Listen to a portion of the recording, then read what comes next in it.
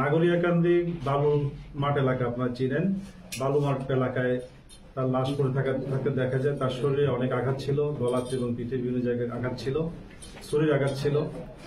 তো এই ঘটনাকে কেন্দ্র করে তার বড় ভাই বাদী হয়ে মামলা করেছে সদর থানাতে। মামলাটা গুরুত্ব বিবেচনায় আমরা এটাকে সিরিয়াসলি নিয়েছি এবং পিবিআই নরসিংদীর পক্ষ থেকে আমরা সর্বাত্মকভাবে প্রচেষ্টা করেছি যে এই মামলাটা রহস্য উদ্ঘাটন করতে।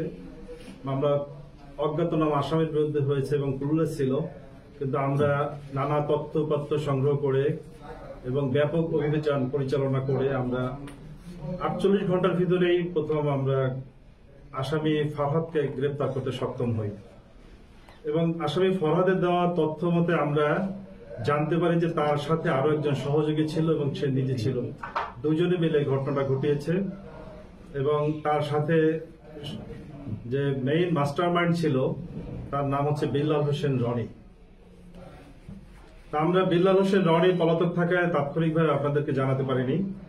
আমরা বিল্লাল হোসেন রনিকে গ্রেপ্তারের জন্য এক সময় নিয়েছি।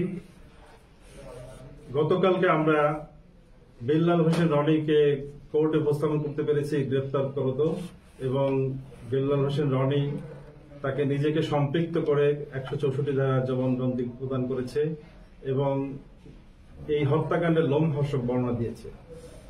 বিল্লাল হোসেন রনি এবং তার সহযোগী কিলার ফরহাদ এদের দেওয়া তথ্য মতে, এদের 164 এর যে তথ্য এবং আমাদের কাছে দেওয়া তথ্য মতে আমরা আপনাদেরকে শেয়ার করছি যে তারা দুইজন, কিলার দুইজন ফরহাদ এবং রনি এবং ভিকটিম এরশাদ, এরা চৌয়ালাতে একটা সাইজিং মিলে কাজ করত, পাশাপাশি কাজ করতো। তারা একে অপরকে চিনত, জানতো এবং মাস্টার মাইন্ড রনি তার একটা খারাপ অভ্যাস ছিল, সে অনলাইনে বিটকয়েন এবং অনলাইনে বিভিন্ন রকমের জুয়ার বিভিন্ন বিষয় সে জড়িত ছিল।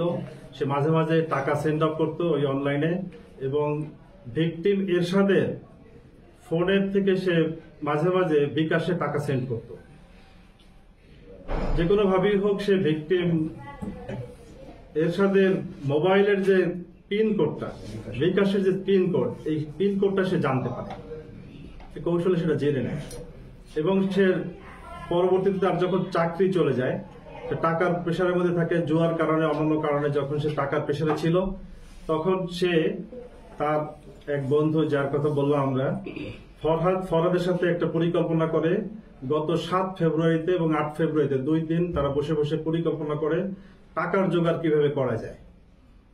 একটা পর্যায়ে তারা ছিনতাই করা, চুরি করা ইত্যাদি বিষয় পরিকল্পনা করে এবং তারা পারস্পরিক মতামত দেয় যে না, এরশাদের কাছ থেকে আমরা টাকাটা নিতে পারি, তার কাছে টাকা থাকে এবং তার মোবাইল ফোনেও টাকা থাকে, আমরা তার কাছ থেকে ছিনতাই করতে পারি। এই ধরনের পরিকল্পনা করে 8 তারিখ, 7 এবং 8 তারিখে এবং 11 তারিখে সন্ধ্যা 7:30 অনুমান 7:30টার দিকে তারা জানতো যে ভিকটিম এরশাদ সে সাইজিং মিলে রাতে নাইট শিফট ডিউটি করার জন্য যাবে, এই পথে তাকে ধরবে এবং সে পরিকল্পনা অনুযায়ী তারা দুইজন অপেক্ষা করে এবং তাকে তারা ধরে যেহেতু পুরো পরিচিত লোক সেই হিসেবে তার সাথে কথা বলতে থাকে এবং তারা একটা পরিকল্পনা করেছিল যে মেয়েরই লোভ দেখালো, অবৈধ কোনো মেয়ের লোভ যদি দেখানো হয় তাহলে হয়তো সে পড়ে যেতে পারে, তাকে ছড়ায় নিয়ে দূরে কোথাও নিয়ে যাওয়া যেতে পারে।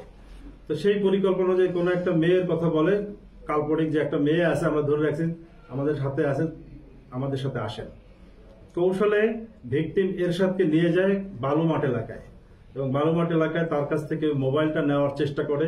সে যখন মোবাইল দিতে না চায় তখন তাকে আঘাত করে, ধস্তাধস্তি হয়। একটা পর্যায়ে ছুরি ছিল সাথে, তারা ছুরি পরিকল্পনার অংশ হিসেবে ছুরি নিয়েছিল কিলাররা এবং ছুরি দিয়ে উপর যেভাবে তাকে আঘাত করে এবং মৃত্যু নিশ্চিত করে তার কাছ থেকে মোবাইল ফোন নিয়ে যায় এবং তার ভিকটিমের ব্যবহৃত একটা বাইসাইকেল, এই বাইসাইকেলটা তারা নিয়ে যায়। তো ওদিন রাতেই আসামি রনি বাইসাইকেল এবং মোবাইল দুটারই দায়িত্ব সে নিজে নেয় এবং ওদিন রাতেই সে বিকাশ থেকে পিন কোড নেওয়া যে তথ্য ছিল তার কাছে, সেটার মাধ্যমে সে 6500 টাকা বিকাশ থেকে ক্যাশ আউট করে এবং এই ক্যাশ আউট করার পরে পরের দিন আবার এই মোবাইল ফোনটা কিন্তু তার সহযোগী কিলারকে দিয়ে দেয় যে তুই বিক্রি করে নে। আর যে সাইকেলটা ছিল বাইসাইকেলটা সেটা সে মাধবদীতে একটা গ্যারেজে বিক্রি করে, বাটপাড়াতে, ওখানে একটা গ্যারেজে মাত্র 900 টাকা বিনিময়ে বিক্রি করে, এবং ফরহাদ ওই মোবাইল ফোনটা মাত্র 1500 টাকায় বিক্রি করে। মাত্র এই কটা টাকার জন্য একটা জীবনকে, তরতাজা জীবনকে তার নৃশংসভাবে হত্যা করে। বিষয়টা আমার খুব খারাপ লাগে। আমরা যখন জানতে পারলাম যে মোবাইলটা ওর কাছে ছিল, তখন আমরা বিভিন্ন জায়গায় অভিযান করি, কিন্তু মোবাইলটা কয়েকটা হাত বদল হয়েছে, আমরা মোবাইলটা কিন্তু উদ্ধার করতে পারি নাই।